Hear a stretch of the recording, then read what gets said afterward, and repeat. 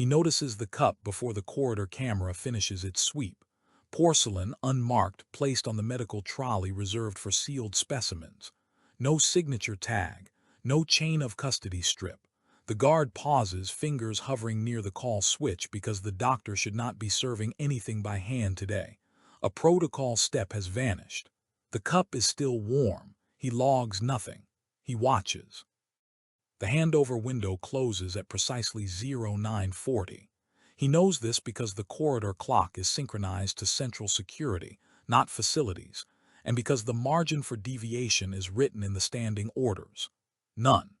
When the second hand reaches the marker, the guard does not move.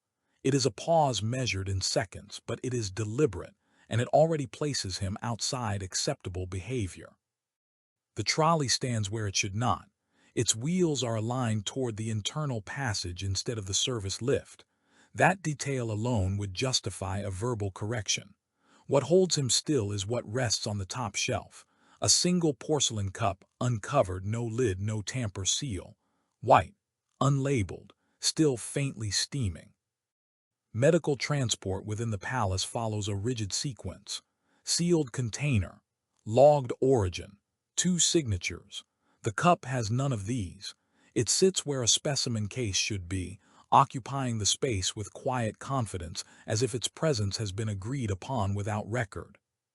2 attendants flank the trolley. They are usually precise, eyes forward, pace regulated to the guard's stride. Today their movements are accelerated, hands adjusting gloves that do not need adjusting. One of them looks at the floor. The other looks past the guard, already anticipating clearance that has not been given. No one speaks. The guard waits for the correction to come from them. It often does. A missing badge, a misaligned seal, staff usually catch themselves before security has to intervene. The institution prefers self-correction. It preserves hierarchy. Seconds pass. He notes the absence of the chain of custody strip. He notes the lack of a transport form clipped to the side rail. He notes that the corridor camera completes its sweep and continues without triggering an alert. The system accepts what it sees. Proceed, one attendant asks, voice neutral, phrased as if the answer is already known. The guard does not respond immediately. He looks at the cup again. It is warm enough that condensation has formed a faint ring on the metal tray beneath it. That means it was placed there recently, by hand. Medical staff are not authorized to serve or transport unsealed items through secure corridors. That authority belongs to distribution or dining, neither of which should be anywhere near this passage at this hour. He considers issuing the correction. A single phrase would be enough. Item unlogged. Hold position. It would stop the movement, trigger a minor review, generate paperwork that would outlast the cup itself. Instead, he does nothing. This is not negligence, it is a test. Institutions correct small deviations when they matter. They ignore them when they do not. He wants to see which this is. Proceed, he says finally, stepping aside by half a pace. Not enough to open the corridor fully, enough to signal conditional passage. The attendants move immediately, too quickly. Relief flashes across one face before it is suppressed. The trolley rolls forward, the cup vibrating slightly with the motion. The guard watches for someone to intervene. A supervisor, a medical officer, a system prompt. None appear. The trolley passes him, the cup passes him. The handover window closes. Nothing is logged. He falls in behind the trolley at the prescribed distance, close enough to observe, far enough to avoid implying custody. The attendants do not acknowledge him. Their pace settles into something rehearsed, as if the earlier urgency was an aberration now corrected by movement itself. They reach the internal passage junction. The access panel glows amber, waiting for a credential tap that should not belong to either of them. One attendant hesitates for a fraction of a second, then produces a medical clearance card. The panel accepts it. Amber shifts to green. That should not happen. The clearance level required for this passage is rotational, assigned daily, cross-checked against the movement log. Medical credentials are not static. The guard knows this because he has enforced it. Today, the system does not ask for a secondary confirmation. It does not request a guard override. It opens. He memorizes the time displayed above the panel. He does not look at the attendants as they push the trolley through. Inside, the air changes. The passage is quieter, insulated, designed to prevent sound from carrying back into the public corridors. The trolley wheels sound louder here. The cup rattles once, then settles. The destination room is already unlocked. That detail lands with more weight than the rest. Rooms are unlocked by request, not anticipation. Someone has prepared this space without filing the preparation notice. The lights are on. The stainless steel surface at the center of the room is clear except for a single absorbent pad, placed carefully, square to the edges. The attendants guide the trolley into position. One reaches for the cup. "Stop," the guard says, voice low, controlled. The word hangs in the room, not as a command, but as an interruption. Both attendants freeze. The one with the cup pauses with fingers a centimeter from the handle. "Handling protocol," the guard continues, neutral. "Transfer requires verbal confirmation of item classification." The attendants exchange a glance. It is brief, practiced. "Medical consumable," one says. "Low risk." "Classification code," the guard replies. There is another pause, not confusion, calculation. "Verbal authorization on file," the attendant says. "Doctor's order." The guard nods once, then provide the code. It does not come. Instead, the wall terminal activates. A soft chime. An incoming call routed through internal priority lines. The screen lights without displaying a caller ID. The guard does not answer it. Neither do the attendants. The call continues, patient, insistent, as if accustomed to compliance. The guard looks at the cup again. Up close, he can see a faint discoloration along the rim, something translucent that has dried unevenly. It should not be there. He does not name it. Naming would require action. The call times out. The terminal goes dark. No alarm sounds. No override is forced. The guard steps back, not in retreat, in acknowledgement. "Proceed," he says again. The attendant lifts the cup and places it on the prepared surface. The trolley is wheeled away immediately, already turning back toward the corridor. The guard remains where he is for 3 seconds longer than necessary. Then he exits, sealing the door behind him with his own credential. As he walks back to his post, his wrist display vibrates once. A system notification, brief, administrative. "Incident entry unavailable, session locked." The institution has noticed. It has chosen its response. The reassignment arrives without ceremony. His wrist display updates mid-corridor, the route guidance shifting him away from the restricted wing and back toward general circulation. No explanation accompanies it. No supervisory voice cuts in to confirm receipt. The institution prefers its corrections quiet, procedural, deniable. By the time he reaches his new post, the incident window has already narrowed. The internal system no longer offers him the option to append notes. The earlier lockout remains in place, now reframed as routine maintenance. He stands at attention as required, posture unchanged, but his attention is fixed inward, replaying the sequence with deliberate precision. Medical authority outranks security only under specific conditions. Those conditions must be declared. They must be recorded. None were. The palace doctor appears 15 minutes later, emerging from the same internal passage the guard has just been redirected away from. The timing is exact enough to feel intentional. The doctor does not look at him immediately. He adjusts his gloves, checks a tablet, performs the visible gestures of professional order. Then he looks up. "Everything proceeded," the doctor says. "It is not a question." Yes, sir, the guard replies. The answer is accurate. It is also incomplete. The doctor studies him for a moment longer than necessary. His tone remains clinical, but there is an edge beneath it, something evaluative. There was a deviation, the doctor continues. Handled. The word is chosen carefully. Past tense, closed. The guard waits. He does not volunteer observation. That would invert the hierarchy.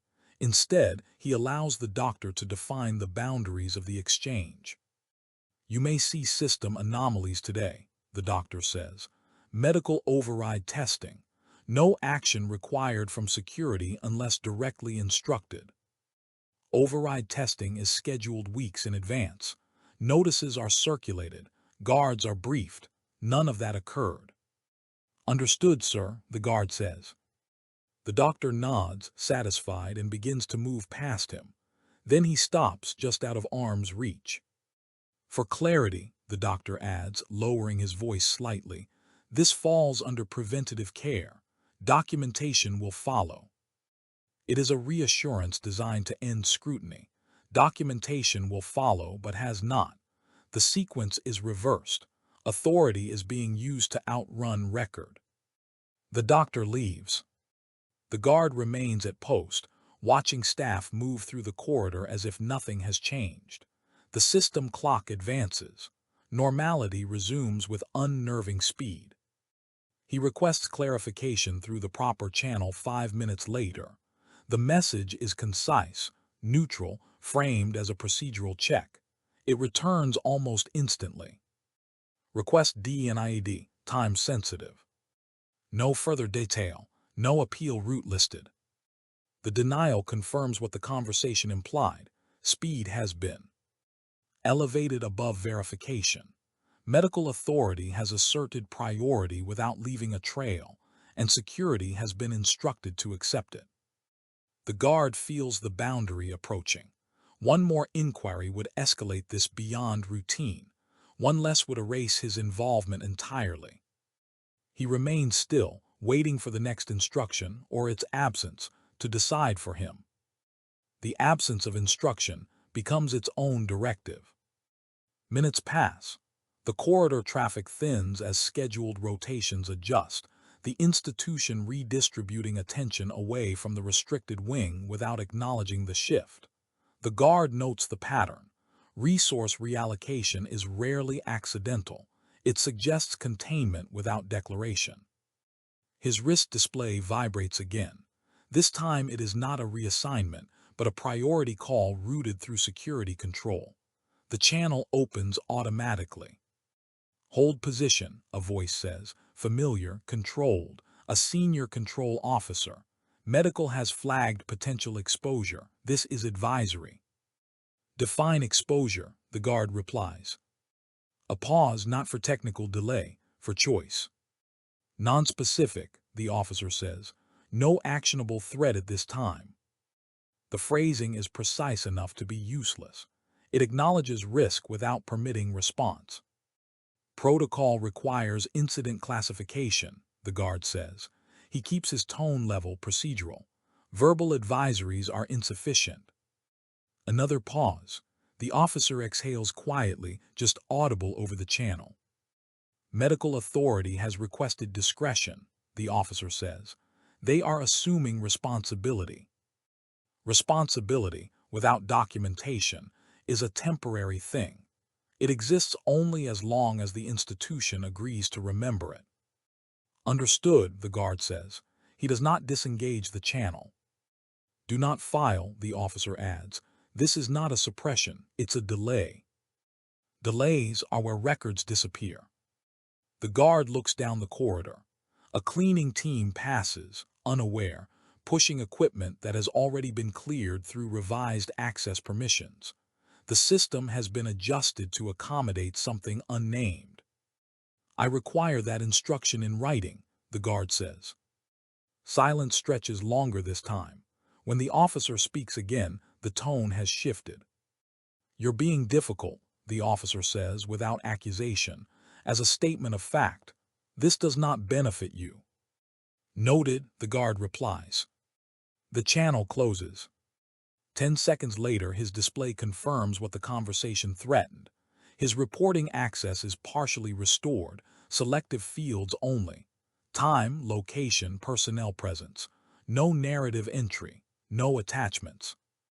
It is a compromise designed to look like cooperation.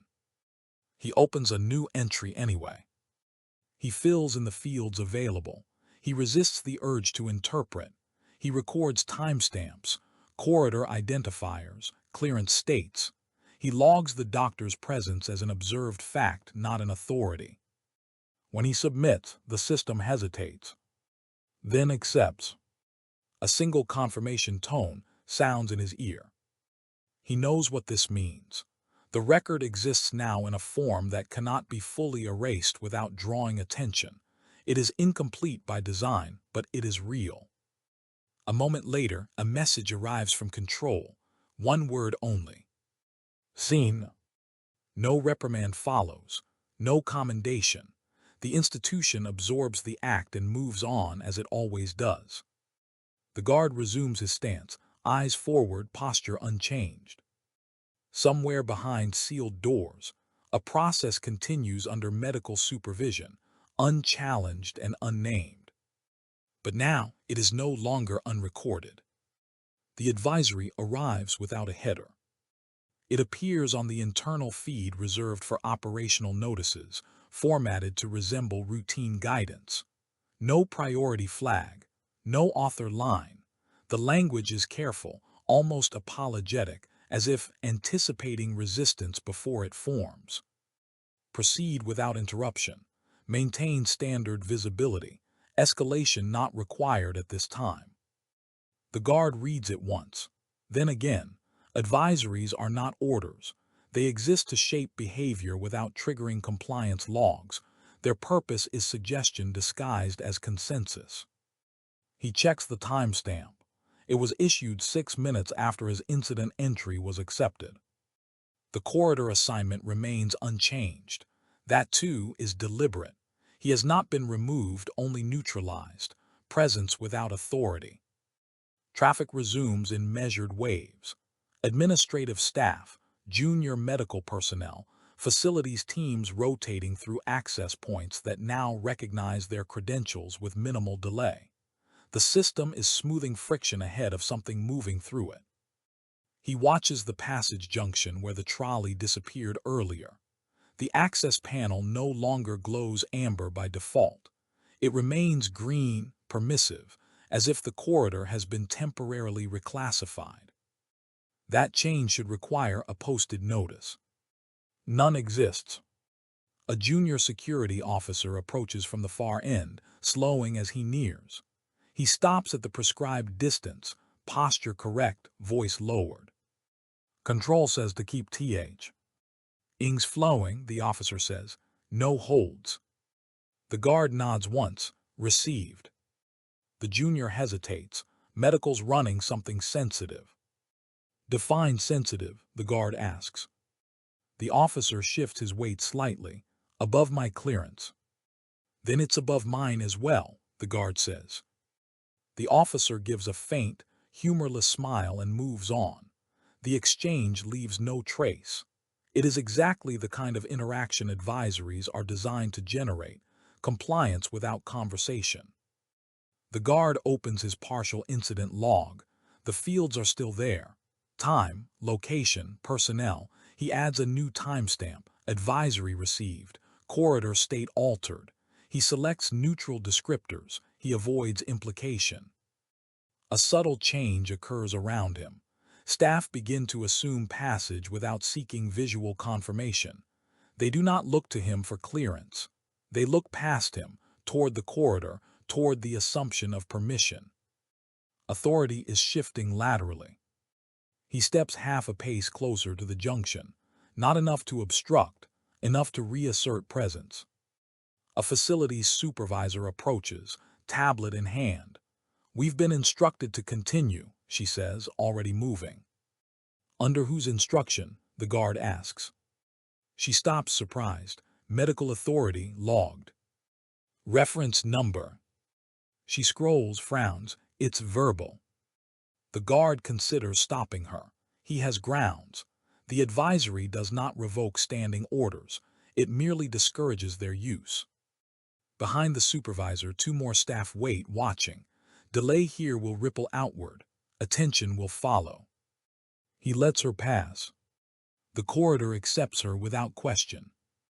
The guard remains still, aware that each unchallenged movement strengthens the precedent being established around him. Another notification pulses on his display. Advisory updated. Continued discretion appreciated. Appreciation is not protocol, it is pressure softened.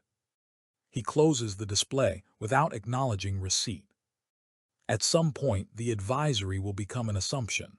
After that, resistance will look like disruption. He watches the corridor, measuring how much longer he can observe without acting, and what the cost of waiting will become. The first audible alarm is not a siren, it is a tone adjustment. The corridor's ambient signal, normally a steady, almost imperceptible hum, drops by a fraction of a decibel. The change is subtle enough that only someone trained to listen for it would notice. It indicates a temporary downgrade in security sensitivity, not an alert, a permission. The guard feels the shift before he consciously identifies it. He turns his head slightly toward the access panel. The green indicator remains constant, but the secondary verification light is dark. The system is no longer cross-checking presence against active watch lists. He raises his wrist and accesses the monitoring overlay. Most feeds are visible. One is not. The restricted room camera is grayed out, marked medical privacy override. That designation is rarely used. When it is, it requires a visible countdown timer. There is none. He records the change in his partial log. He adds the exact second the feed disappeared. He does not annotate motive. A control message arrives almost immediately, as if triggered by his access attempt. Nothing further required, the officer says. Different voice this time, higher rank. Remain observant. Observant without sight is ceremonial. Confirmed duration of override, the guard says. Indeterminate, the voice replies, until medical clears.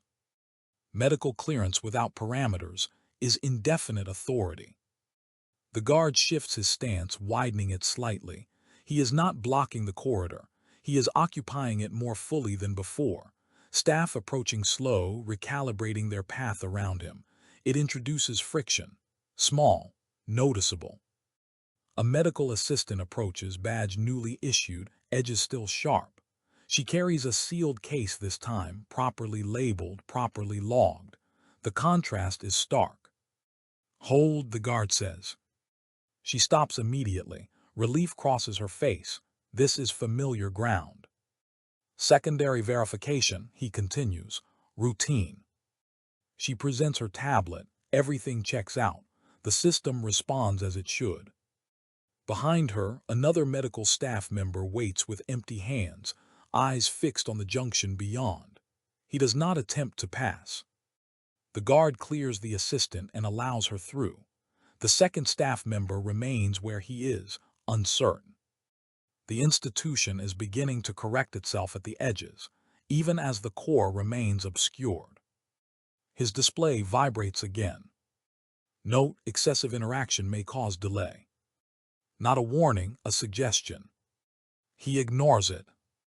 Moments later, the corridor lights dim briefly, an automated response to increased traffic in adjacent zones. When they return to normal, the access panel flickers. Red, then green. A reset. The guard stiffens. Resets erase anomalies. They normalize whatever state exists at the moment they occur. He steps forward, fully into the junction now. TH. Is time he is obstructing passage. A voice calls from behind him, calm, familiar. Stand down, the palace doctor says. The guard does not turn. Medical authority is concluding its process, the doctor continues. Your presence is no longer required here. The guard remains still, weighing the implications. Standing down now would formalize the advisory into closure. Remaining would force escalation. The corridor waits, systems idle, ready to accept whichever reality is chosen next. The order to stand down is not repeated. That more than the words themselves defines its weight. Directives meant to be obeyed immediately are reinforced. Those meant to test compliance are allowed to hang, giving the recipient space to choose the correct response on their own. The guard remains in place for 3 seconds longer than regulation allows. Then he steps aside, not fully clearing the junction but no longer obstructing it. The compromise is visible. It acknowledges authority without endorsing it. The palace doctor passes him without comment. 2 medical staff follow, moving with the controlled efficiency of a process nearing completion. Neither looks at the guard. Their attention is forward, toward an outcome already decided.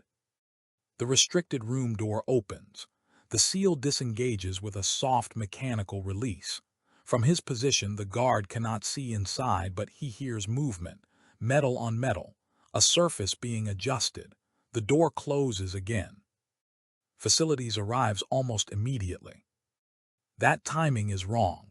Facilities responds to reports, not conclusions. The supervisor he saw earlier steps forward, this time accompanied by 2 technicians carrying a portable sealing unit. No request is made. No explanation offered. The guard watches as the sealing unit is affixed to the door frame. The technicians work quickly, practiced, as if this task has been rehearsed. A yellow indicator light activates, signaling temporary isolation.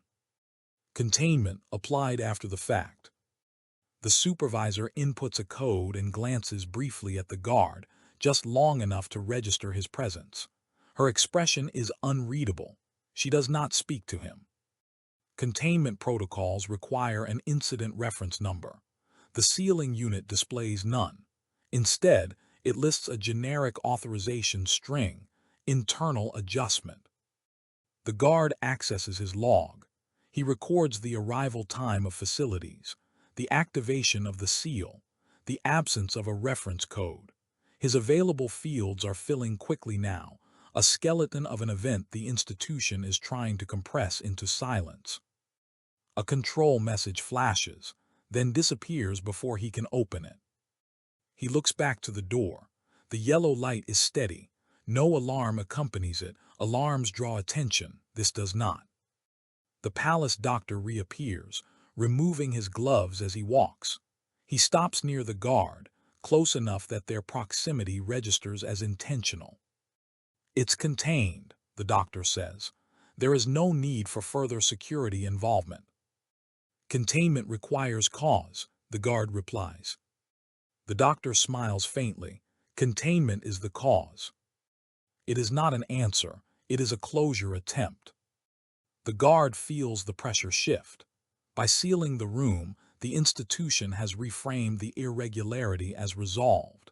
Any further inquiry now becomes retrospective, and therefore disruptive.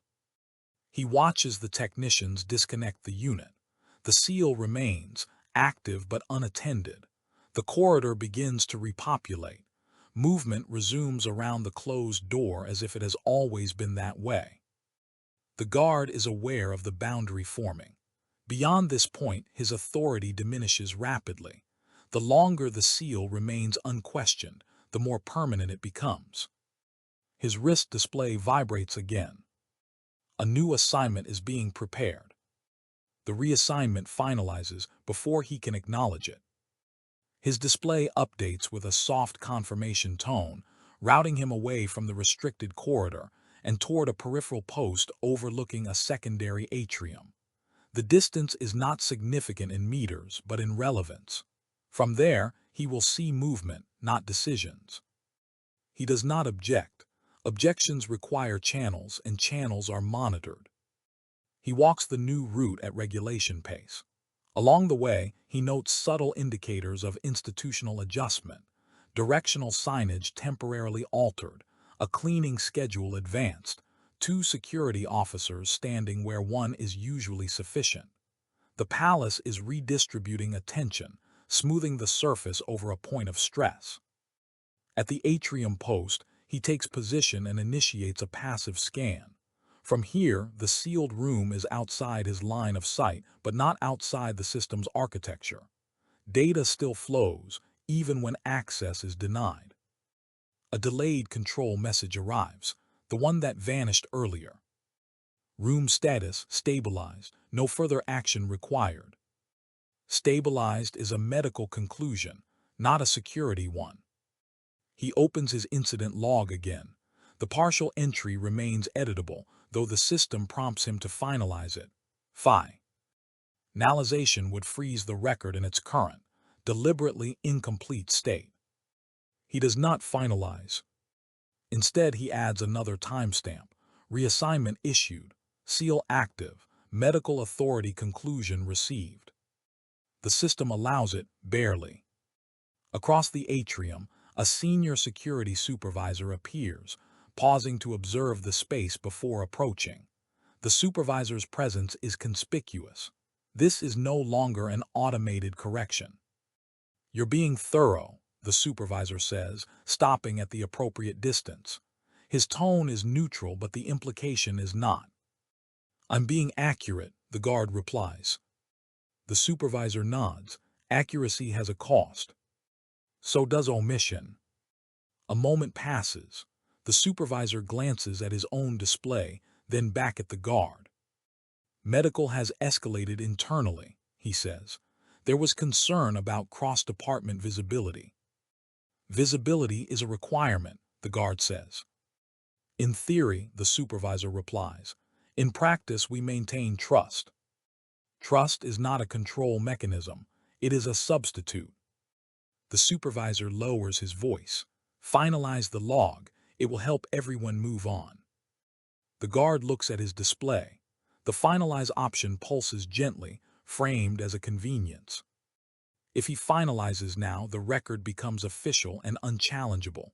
No additions, no revisions. The skeleton will be all that remains.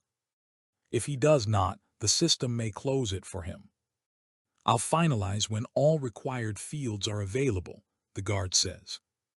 The supervisor studies him for a long moment. Then he nods once. "Your discretion is noted," he says and turns away. Minutes later, the sealed room's status changes, not visibly, digitally. The log updates automatically. Seal removed, no incident recorded. The institution has completed its correction. The guard stands at his post, aware that his incomplete record is now the only trace that something occurred, and that its existence has just become a liability. The call bypasses standard routing. His wrist display activates without vibration, the screen lighting in a way reserved for internal priority channels. No caller identification appears. The connection opens automatically, denying him the option to decline. "Remain where you are," the palace doctor says. The voice is close, controlled, as if spoken from just beyond the edge of the atrium. "This will be brief." The guard does not respond. Priority channels do not require acknowledgement unless a directive is issued. "There has been concern," the doctor continues, "that security actions may have introduced unnecessary exposure risk." "Define exposure," the guard says. A pause follows. It is shorter than before. The doctor has rehearsed this. "Procedural contamination," he replies. "Information spread beyond its containment perimeter." The phrasing reframes scrutiny as hazard. Observation becomes the threat. "You were reassigned," the doctor adds, "yet your log remains active." "It remains incomplete," the guard says. "Exactly," the doctor replies. "That creates uncertainty."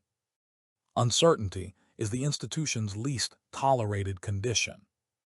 The guard watches staff move through the atrium below, unaware that a negotiation over record and authority is occurring above them. The palace functions best when such discussions are invisible. "This was a preventative measure," the doctor says. "A routine adjustment. No harm occurred." Then documentation should not be an issue, the guard replies. Another pause, longer this time. Medical authority is permitted verbal overrides in time-sensitive contexts, the doctor says. Written confirmation follows once risk subsides. Sequence matters, the guard says. So does witness. The doctor exhales quietly. Security does not need to witness everything. The statement is carefully framed, not a threat, a correction of scope. Medical is assuming responsibility, the doctor continues. You are not exposed. Responsibility is being offered as insulation. The guard considers the implication. If medical assumes responsibility, security is expected to relinquish record ownership. The log would remain incomplete by design, then expire quietly. I require confirmation of the override parameters, the guard says. Scope, duration, review authority. The line is silent. When the doctor speaks again, the tone has shifted, firmer, less conciliatory. This conversation is the confirmation, he says. Further insistence would constitute interference. Interference is a charge that carries weight. The guard feels the boundary harden. The call is no longer explanatory, it is corrective. I will notify security control of this directive, the guard says. That will not be necessary, the doctor replies immediately. The speed of the response confirms it. The call ends without formal closure. The guard's display returns to standby. Across the atrium, the system clock advances by 1 minute. The log remains open. The call's termination leaves a residue. Not silence, activity resumes immediately, but a sense thaw. The channel remains open in spirit, if not in signal. The guard resists the instinct to review the exchange. Replaying it would not change its implications. Authority has drawn a line and named it medical necessity. His display updates with a system notice, unprompted. Log status, pending expiration, action required. No deadline is shown. The absence is intentional. Deadlines invite challenge. Indefinite states invite compliance. He accesses the log. The entries remain intact. Timestamps, locations, personnel presence. The gaps are visible now, not as missing data, but as structural absences, fields that were never unlocked. The record is neither false nor complete. It occupies an uncomfortable middle ground. A new message arrives from control, text only. Doctor has briefed us, close it. No justification, no citation. The instruction assumes alignment. The guard looks out over the atrium again. A shift change is underway below. New personnel replace old with practiced efficiency. Continuity is preserved by replacement, not memory. He types a response and deletes it, then types another. Unable, fields incomplete. The reply comes faster than expected. Then leave it, system will resolve. System resolution is not neutral, it favors closure. He does nothing. Minutes later, a second message appears, routed through a different channel, administrative oversight. Note, Unsealed records may trigger automated review.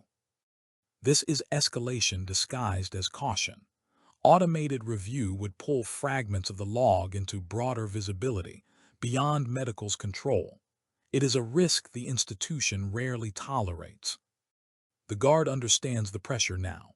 Finalize and contain, or wait and force exposure through process. He adds one more entry, not narrative, not interpretation. Medical authority directive received via priority channel. No reference code provided. The system hesitates longer this time. The cursor freezes. For a moment, he thinks the entry will be rejected. Then it accepts. The log status changes. Under review. That designation cannot be issued by medical. It belongs to oversight. The guard's display vibrates again. A call request this time not forced. Security control. He answers. "You've complicated this," the officer says quietly. "I've documented it," the guard replies. A pause. Medical is not pleased. "Noted." They're asking who authorized oversight involvement. The guard does not answer immediately. He did not root the review. The system did, in response to an unresolved state. "No one authorized it," he says. "The process did." The officer exhales. "You understand what this implies?" "Yes." "If oversight looks," the officer continues, "they won't care about intent, only deviation." Deviation is finally being acknowledged. The call ends. The guard stands at his post as the palace continues its rhythm around him, aware that the matter has moved beyond medical's control, and that his role has shifted from observer to recorded variable. The review flag alters the atmosphere without changing the routine. Nothing outward shifts. The atrium remains orderly. Staff continue their movements along prescribed paths, but beneath that surface, access permissions tighten by degrees too small to announce themselves. The system begins watching itself. The guard becomes aware of it through delay, a half-second longer to load a feed, a verification request that did not exist before. Oversight does not arrive loudly. It arrives as friction. His reporting interface changes again. Fields disappear. Others reappear, relabeled. The system is reconfiguring the record around the assumption that it will soon be read by someone outside the immediate chain of command. He does not resist the changes. Resistance would be visible. Instead, he adapts. Oversight review protocols require neutrality. Observations must be factual. Sequence matters more than interpretation. The guard understands this language. It is his. He scrolls through the log slowly, confirming that each entry remains intact. The medical directive note is still there. So is the absence of a reference code. The gaps have not been filled. They cannot be. That absence is now part of the structure. A security control officer approaches the atrium post, stopping closer than regulation suggests. The breach of distance is deliberate. "You should step back from this," the officer says, voice low. "Let oversight sort it." "Oversight will ask why the record exists," the guard replies. "They already know." "Then they'll ask why it's incomplete." The officer's jaw tightens slightly. "Medical says you're misinterpreting." "I haven't interpreted," the guard says. "I've recorded." "That's the problem." The officer glances around, then lowers his voice further. "There's concern this looks like defiance." "Defiance is not a charge. It is a narrative." "I followed process," the guard says. "You followed it too closely," the officer replies. "That is the closest the institution comes to EDME." Ting discomfort with precision. The officer steps back, restoring distance. "Oversight interviews are scheduled," he adds. "You may be called." "Understood." When the officer leaves, the guard accesses the system again. A new option has appeared at the bottom of the interface. Not prominent, almost hidden. Supplementary entry optional. Optional entries are rarely optional. They are opportunities to reframe. He opens it. The field allows limited characters. No attachments. No time stamps beyond system-generated markers. It is designed for clarification without expansion. He considers what to enter. Anything interpretive will weaken the record. Anything deferential will close it. He types carefully. Observation confined to procedural sequence. No assessment of medical outcome provided or implied. He submits.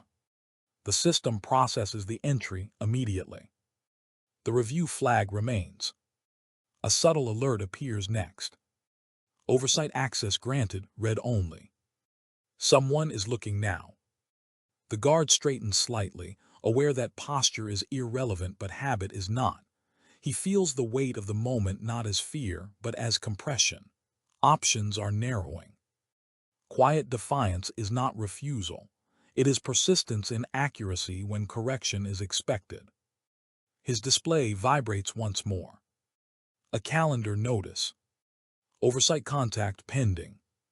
The institution has decided to speak directly. The guard remains at post, knowing that from this point forward, every second he remains unchanged becomes part of the record. The contact arrives as text, not voice. Oversight will not interview you. Provide final clarification. The message carries no signature. Oversight rarely reveals individual authorship. Authority is expressed collectively, diffused to avoid accountability. The clarification field reopens automatically. This time it allows fewer characters. The system is guiding the outcome.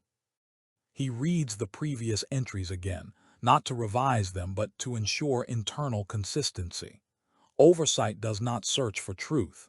It searches for deviation patterns. He understands the choice being offered. A clarifying statement that affirms medical necessity would close the review.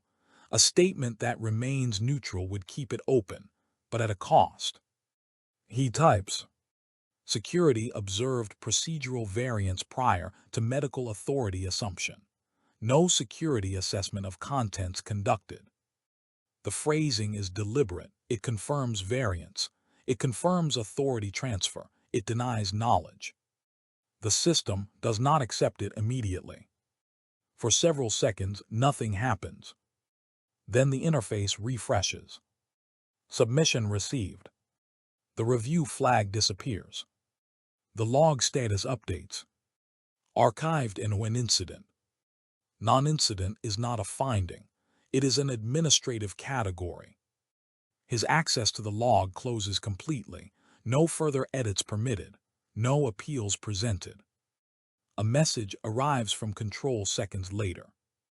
Resolved, good work. The phrase is automatic. It appears in many contexts. Here, it lands with unfamiliar weight. Across the atrium, shift rotation completes. A different guard takes position nearby, unaware of the record that has just been sealed beyond his reach. The palace doctor does not reappear. Medical traffic resumes its ordinary cadence. The access panel at the internal passage returns to amber by default. The system behaves as if the deviation never occurred. But not entirely. A delayed alert surfaces on the guard's display, not addressed to him directly. Oversight note, record preserved for internal reference. Preserved but buried. The guard exhales slowly. The compression eases, replaced by a quieter pressure. He understands now that quiet defiance has a limit. The institution tolerates it only up to the point where it can be absorbed without consequence. He remains at post until the end of his shift. No further instructions come. When he is relieved, he leaves without ceremony, walking past the corridors that have already forgotten the cup, the seal, the advisory. But somewhere within the system, a preserved record exists, unchallenged, unread, and impossible to fully erase. The notice appears at the start of the next watch cycle. It is pinned to the internal bulletin, positioned among routine updates about staffing adjustments and maintenance windows. Its formatting is deliberate, neutral font, standard spacing, no emphasis. Recent procedural exercise concluded successfully. No operational impact identified. No reference number, no department attribution. The language is designed to settle, not inform. The guard reads it once, then again. Exercises are announced in advance. They include objectives, evaluation criteria, and post-action summaries. This notice contains none of that. It is not meant to explain. It is meant to overwrite.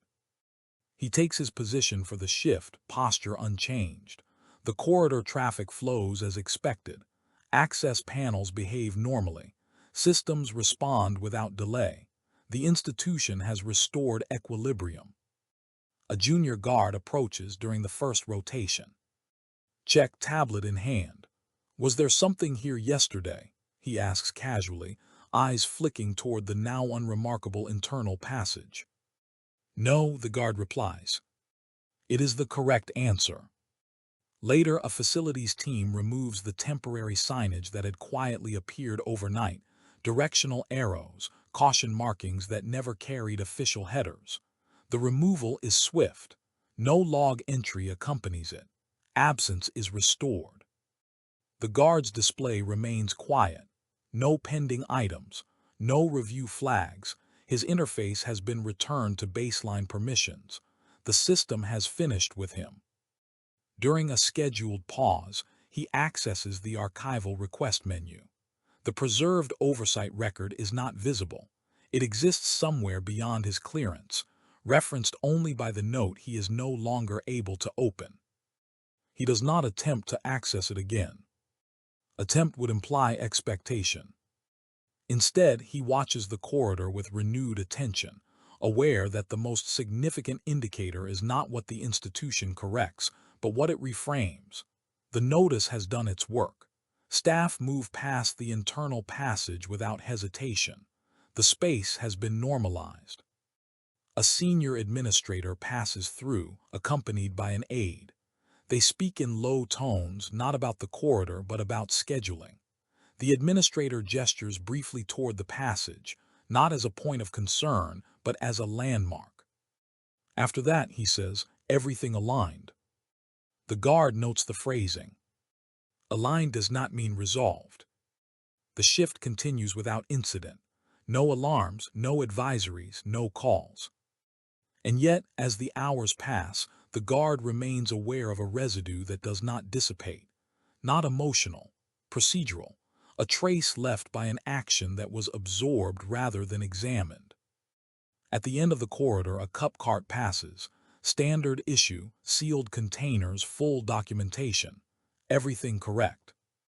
The guard watches it go, knowing that the institution has already decided how this will be remembered. As nothing. The question now is not whether something happened. It is whether the absence of consequence has become the precedent. The consequence arrives without attribution. Midway through the shift, his root authorization updates. It is subtle, no alert, no acknowledgement required. The internal passage remains accessible, but only as a throughway, not a monitored point. His presence there would be permissible but irrelevant. He understands the distinction. Access without oversight responsibility is not trust, it is insulation. A memo circulates later in the afternoon, restricted distribution. He sees it only because his clearance still overlaps with archival references. The memo does not mention the event. It revises language in the medical override clause, expanding verbal authority during preventative conditions. The change is minor. The implication is not. The institution has learned. He notes the revision number. He does not annotate it. Doing so would require a context the system has already erased. At shift's end, he passes control on the way out. The officers do not stop him. One offers a nod, acknowledgement without engagement. The matter has been categorized as concluded, and with it, his relevance. Outside the immediate security ring, the palace feels unchanged. That is the point. Outcomes here are measured by continuity, not correction. At home, he reviews nothing. He does not replay conversations. He does not draft personal notes.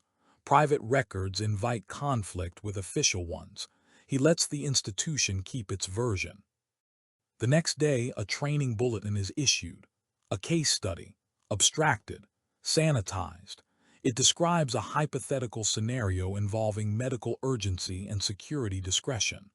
The recommended response aligns precisely with what occurred. Compliance has been codified retroactively. He recognizes the mechanism now, not suppression, assimilation. When he returns to duty, the corridor is simply a corridor again. The systems behave. The staff comply. The process moves forward with improved efficiency, fewer questions, clearer verbal authority. That is the aftertaste. Not bitterness, but familiarity. The guard stands watch, aware that his quiet defiance did not stop the decision. It refined it. The institution did not resist him. It incorporated him, then adjusted itself to ensure the next deviation would pass more smoothly. Nothing remains unresolved, except the knowledge that the record was preserved not to prevent repetition, but to optimize it.